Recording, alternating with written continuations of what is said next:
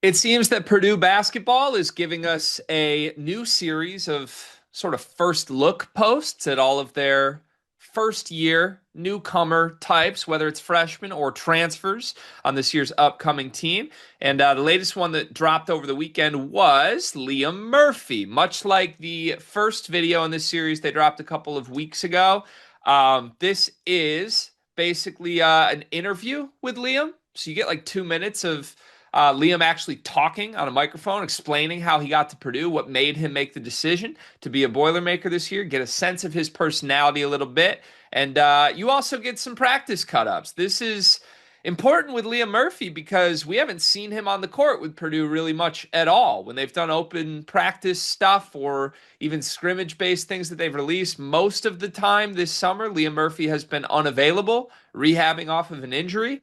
But this is truly, I think, the first time I've seen him in a Purdue practice jersey doing anything on a basketball court, and we get a nice little interview to go with it. So, what is your thoughts? What is your reaction to our first look at Liam Murphy? So my first reaction is, oh, how are they deciding the order on this? Is it alphabetical? Like, what's the deal here? Are they like making us wait for Omer and Oscar? Like, I'm not saying I didn't love Antoine's and I didn't love Liam's, but can I get some type of maybe answer on what the order is laid out here? It's definitely that order. It's definitely just in increasing excitement, anticipation, I would think, with respect to Antoine, who I think is gonna be Carson Edwards 6.0 one day. Um, Six he point. I think Antoine's the furthest away right now. Like Leah Murphy should be in the rotation if all goes well. Antoine West is like maybe hit or miss game to game. So I think we're increasing anticipation here. My guess would be next is Oscar Clough and last is Omer. Okay. Yeah, I'm interested to see how that kind of plays out. I also love the Carson Edwards 6.0 thing. Now I got a theory that Matt Painter treats Carson Edwards like the Fast and the Furious movie series. Like there's gonna be 24 of them.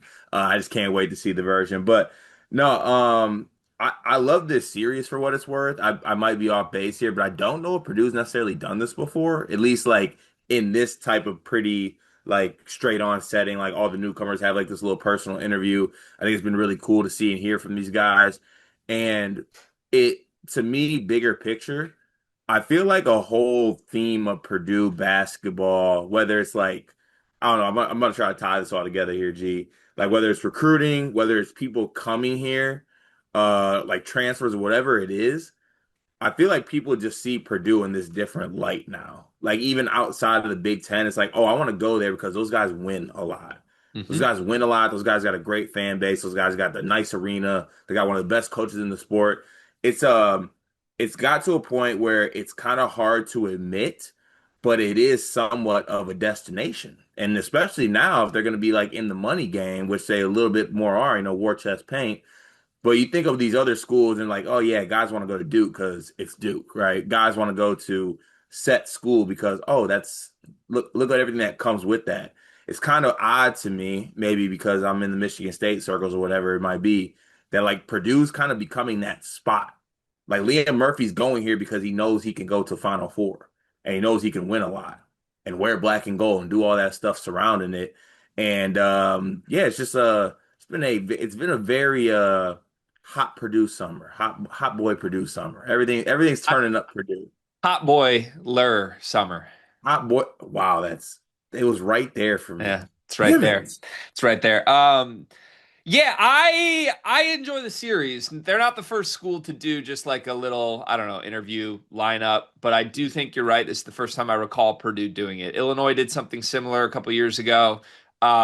Feels like this is something really good teams do, not just good programs, but teams that like know they're going to be good, want to build excitement and like let you get a behind the scenes look at every player. BYU sort of doing it too, right? And BYU knows they're going to be really good this year, but it's kind of like when you are a factor or a cog in the machine of a top five team in the country, not only do you have to play a role on the court, but you have to play a role off the court. You have to be a little bit of a celebrity. And I feel like Purdue is sort of instilling that in their guys this year of like, hey, the cameras are going to be on us. So everybody has a job to do here and everybody has to play their part, play their role. I enjoyed the look at Liam's personality a little bit. First off, the mix of on-court footage and what he is saying on camera. I have a take. Do you know what my take is going to be? He reminds me No, of someone. no, I'm not sure. What is it? Are we sure he's not me? Oh, that's crazy. Are we sure he's not me? Wait, now hold on a second. Now I'm Watch gonna it watch. back No, under the lens of like what would I be like as a Division One basketball player? Are we positive this guy's not me? so I didn't watch it under that lens, but now I absolutely have to. This is basically anytime I've tried to make like a my player that resembles me at all, it's been Liam Murphy, same archetype. This is me if you sent a videographer with me to like pick up runs at Bronson here in Kalamazoo. I think he's me. First off, the on-court shot, incredible. Incredibly wet basketball jumper. I think that shot's going in every single time I see it. Repeatable form. I love it. It's smooth. He's tall. He can shoot over defenders. He knows what he's on the court to do.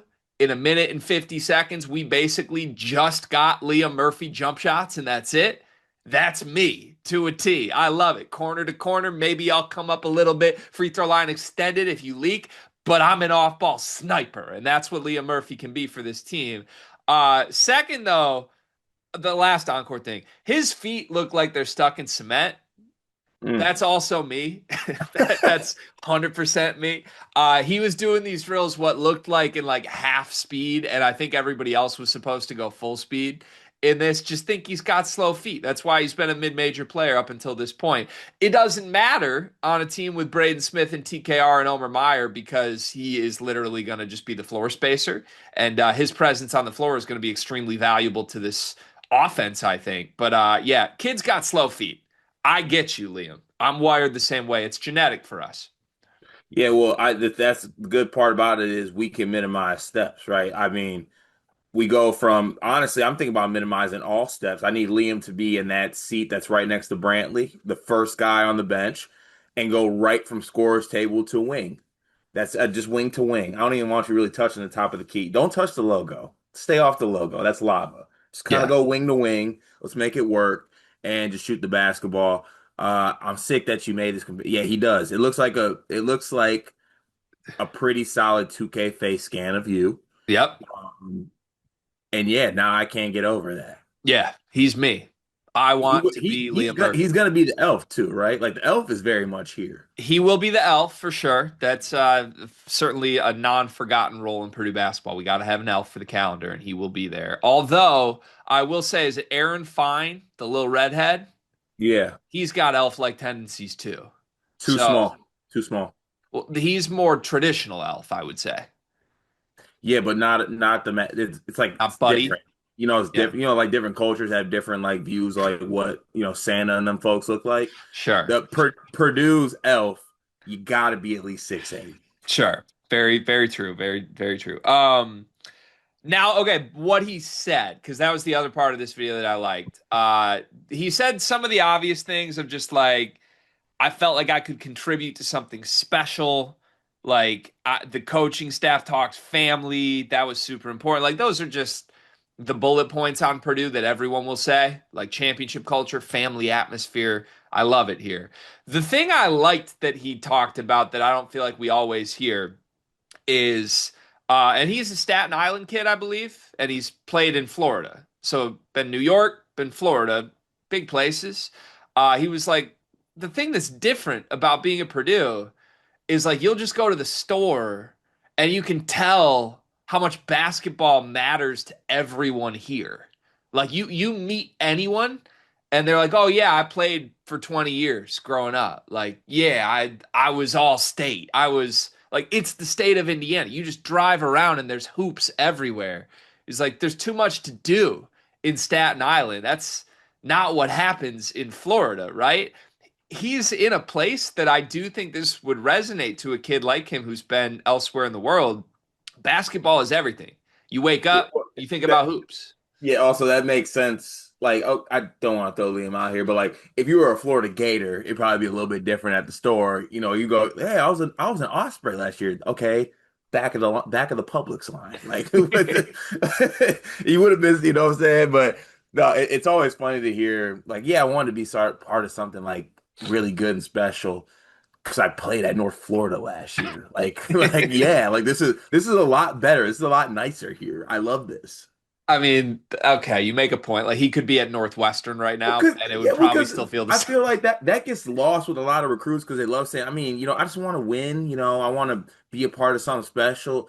I want more than two pairs of shoes that I got in North Florida. Like, you know what I'm saying? Like, I want the gear, the facilities. I want to play on Fox Fridays.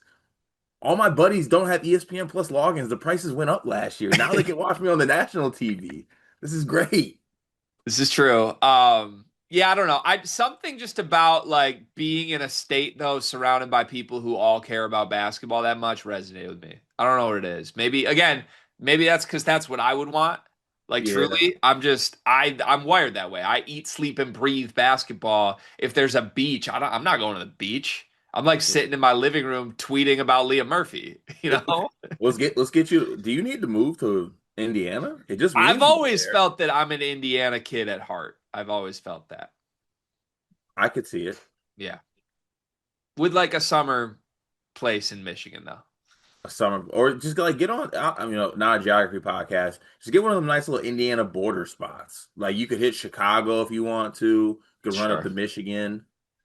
The problem is if we actually went down this psychological train, I think I'm more of a Hoosier than a Boilermaker, like the Hmm. way I am psychologically, but I don't know. I don't want to be a Hoosier at all. So, Yeah. Also, liquor stores aren't open on Sundays in West in Lafayette, in Indiana, the state. that's not true. Yeah, it is. Sort of. No liquor stores are open on Sundays. No, This is not true. I promise you, it is. This is getting a Google from me right now. It is. It honestly, it's a thing in a couple different places. Like you get it from a grocery store maybe, but like a Can you liquor buy store, alcohol in Indiana on Sundays? Yes. you can buy alcohol, but liquor stores are closed. 12 p.m. to 8 p.m. on Sundays, not only liquor stores, but also grocery stores, convenience stores, and anywhere else. Wrong. I think you're wrong. I think I'm right. Do we think Liam Murphy is going to be affected by whether or not he can buy liquor on Sundays this year in his 1 year at Purdue? Yes. He seems more like one of those boba smoothie guys, you know? Yeah. Or like he has like one of those fake ins. I think it's called like a Finsta spam page where he rates espresso martinis that he has. You know what I'm saying? He's like, this one's an 8.7. So you're really going down the path of he's Caleb first, coffee and elf. Yeah, but like cool. Like, you know what I'm saying? Like not I want to get a nice, you know, what I don't know, Indiana brew. I want to get like a nice espresso martini. This place only put three espresso beans on top. That's overkill. It gets a 7.4. Okay. So yeah, I'm gonna have to flesh this one out. I don't see the Caleb first Dave comp. Portnoy is going to love this kid.